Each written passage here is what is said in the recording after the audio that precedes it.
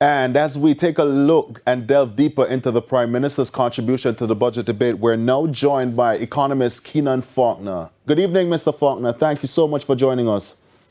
Hi, Anthony. How are you doing? Thanks for having me. All right. Mr. Faulkner, lots to digest. A significant portion of the Prime Minister's presentation focused on the country's rebuilding post-Hurricane Melissa. Could you explain to Jamaicans why NARA and the overall reconstruction effort is so important from a fiscal perspective? So it is important that we rebuild as quickly as possible because we don't want there to be any effects or any drag effects on growth. So given the extent of our fiscal deficits that we will be facing for the next 3 to 4 years, growth is going to come from our reconstruction efforts. And I think the Prime Minister's speech was comprehensive and detailed in that respect. We got a clear sense of the direction in which the government wants the rebuilding efforts of the country to progress.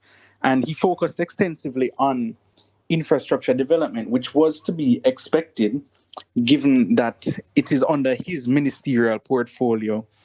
And I think he laid out the broad contours of the recovery plan. Much was expected in that regard, and I think he was broadly equal to the task. And overall, I think he fulfilled my prior expectations with respect to NARA. Okay. NHT, one of those talking points as well. What did you make of the Prime Minister's defense of the use of the NHT funds to prop up the budget and also new plans for NHT beneficiaries? So I think the Prime Minister contextualized the situation given the NHT funds to be used. So we understand the fiscal implications of not having it. And we know that this will go on for at least the next 5 years.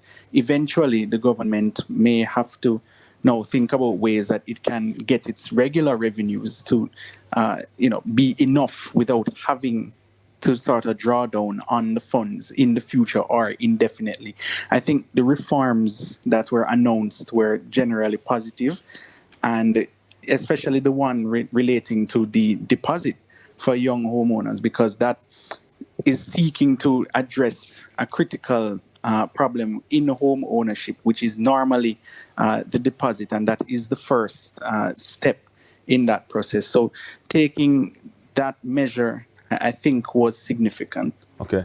Now, a few days ago, we heard from the opposition leader putting some revenue earning suggestions forward. The Prime Minister also responded to that. What's your response? So I think the opposition's revenue generating measures on the point of tax compliance should be supported. I think it deserves due consideration.